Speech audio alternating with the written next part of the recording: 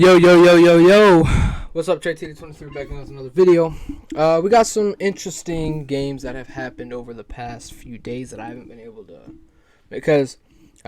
make a video because I think Tuesday was the day I worked a little bit later, so the games already started, so I didn't want to make a video while the games were going on. But it's 5:40, and this is what I was talking about. I was talking about in the Poto video, this is how the screen was when I was making the video. So it would have been pointless to even have the video go out Tuesday. But last night, I got home at like 1:30. I got the video out, then I pretty much went to sleep damn near right after that. So, but here we are. More talking videos. These should be pretty much daily as long as I get home at a decent time to where games don't start yet. But yeah, I didn't get to talk about the Dallas Mavericks and the Utah Jazz game from Monday. I didn't even really watch because it was a blowout since like pretty much the first quarter. So I didn't even watch that, so I don't even really know what happened. And then the Toronto Raptors and the 76ers. The 76ers, with probably barely the first quarter, they showed any energy and showed any urgency to win. So it was pretty much a Toronto Raptors win the entire game. And the Celtics and the Brooklyn Nets. The Celtics sweep the Brooklyn Nets. Out of every single series, I did not expect this to be a sweep. I expected the Warriors-Nuggets game to... I predicted, I think, a 6-game series because I thought Jokic could give them 2 games. But I wouldn't have been surprised if it was a sweep. Same with the Sixers-Raptors. After the first 2 games, I'm like, okay, the Raptors are going to get swept. They're not going to win. And then now they can possibly force a Game 7 tonight. Phoenix and the Pelicans, I thought that was going to be Phoenix...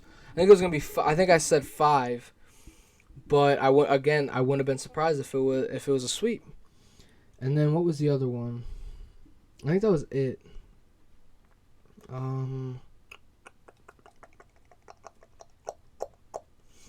Heat Hawks. I wouldn't have been surprised if it was a sweep, but I knew Trey would give them a game or two. But this game, the Celtics and the Nets, I did not expect that to be a sweep whatsoever. I don't think anyone expected that to be a sweep at all. Kevin Durant was locked up. Kevin Durant was really locked up. And I can't make no excuses for KD. KD was not KD. They need some work to do.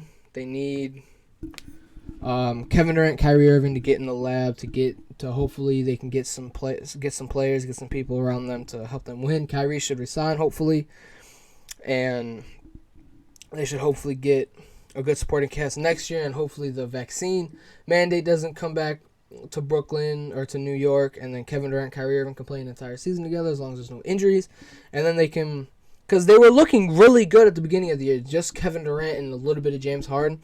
They were looking really good. But I'm gonna go on to the games that happened that one day. John Morant hit a game-winning layup. Anthony Edwards, that was a terrible gamble. That was a great 3. But that was a terrible gamble, especially for a guy, you gambling on a guy like John Morant. Someone that loves getting to the rim, someone that loves using his left hand, someone that loves being acrobatic as hell and just finishing everything. That was a terrible gamble. Now, I will say the Minnesota Timberwolves should have won 4 games already.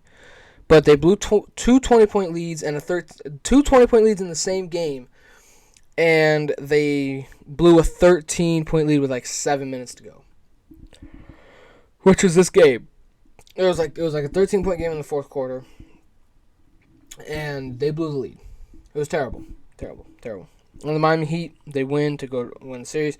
Chris Paul took over in that fourth quarter. Once again, Mikal Bridges did his thing, though. Do his thing. He hit 4 threes, 12 of 17 from the field. Mikal Bridges was great, but again, that boy Chris Paul. And DeAndre Ayton was pretty dominant, too. And Cameron Payne showed up a little bit, but he was in foul trouble. That was the only bad thing. Yesterday's games, really didn't watch much of the Bulls-Bucks. I know I love the Bulls, but after that first quarter, I knew we weren't going to win. We were almost down 20 in the first quarter, so I wasn't even tripping about that game. But what the Bulls need to do, we need to go out and get some shooters. We can keep Lonzo, keep Levine, keep DeRozan. If we keep Vucevic, I want to get like a backup center that's great defensively. That if we need one defensive stop, we can throw him in. We need Hopefully Patrick Williams could develop into the player that we're looking for. I love Kobe White, but we might need to do a sign and trade to get a better 3-and-D player. Because Kobe White, when he's not hitting his shots, he's not doing much of anything. So, sign and trade Kobe White. Because Io's good. Io and Caruso off the bench is really good. We need some better wings off the bench, and then we probably need a better center. I love Tristan Thompson, what he did for us, but we do need a better backup center than Tristan Thompson. Or we just get better wings. Better wings and better shooters. That's really what the Bulls needed. We really needed just some shooters and some players that can play better defense. That's really what we needed. And Chicago Bulls signed Zach LaVine to whatever the hell he wants. Sign him whatever he wants. I trust this front office that they're going to do that. But if they don't, I lost hope for this damn organization. I'm going to still be a Bulls fan because I'm a Bulls fan. But I would have lost all hope for this damn team. All hope. Sign LaVine to 202, 214, 220, whatever he needs. Whatever he wants and whatever he can get. Sign him. And the Golden State Warriors and the Denver Nuggets. The Golden State Warriors won. Steph Curry played amazing. But Gary Payton III had 15 points, but hit 3 of 4 threes, and I think he had 2 clutch ones. And honestly, Klay Thompson only had 15 points, but man, he's been so good for them in the playoffs. He's averaging almost 20. He was averaging almost 25 points per game in the playoffs. Don't forget, Klay Thompson is that man. And Draymond Green just being a really smart, very good defender. Jordan Poole. Oh yeah, they did run that death lineup. I didn't see the start of the game, but I saw the end of it. But boy. So tonight we have 3 series that can end tonight. We have 3 games that can end a series tonight. The 76ers, Toronto Raptors, the Phoenix Suns and the Pelicans, and the Dallas Mavericks and the Utah Jazz. Now, all the teams that can win, they're all playing away. Philly's in Toronto, Phoenix is in New Orleans, and Dallas is in Utah. All of them are away. But I think 3 series are going to end tonight. I think Embiid is going to say, okay, you know what? Screw this damn torn ligament in my thumb. I'm going to freaking work. And I hope James Harden turns back the clock and he does a little bit of something. Tyrese Maxey's a lot more aggressive. Matisse Thybulle's not playing, so that might be a plus for them. He's a great defender, but he can't do anything on the offensive side. Tobias Harris, hopefully he does a little bit of something. Korkmaz hasn't really... Georges Niang, hopefully he gets some shine. Shake Milton plays good. Danny Green plays good. I hope the 76ers win. I love this Toronto Raptors team, but for Joel Embiid, James Harden, and Doc Rivers' sake, I want them to win. Phoenix Suns, New Orleans Pelicans. Devin Booker's playing. I think this could be a really good game, but CP doesn't have to take over until the fourth quarter. Devin Booker can play. Devin Booker hopefully can take over quarter 1, 2, and 3, and then CP3 can take over the fourth quarter and they can win that game. But the Pelicans have showed that they can be in these games, and would they have won Game 3 without? I think it was Game 2. Could they have won Game 2 with Booker playing? Could they have, or would they have lost? I don't know. But the Pelicans have been in these games. It's been more entertaining series than I thought it was going to be. And then the Dallas Mavericks versus the Utah Jazz. I got Dallas just because of Luka freaking Doncic. Just because of Luka. Strictly because of Luka. That's all I got to say. All I got to say about that series. All I got to say.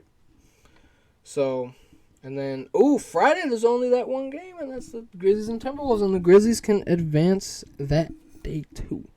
Next 2 games, we can already head into the second round.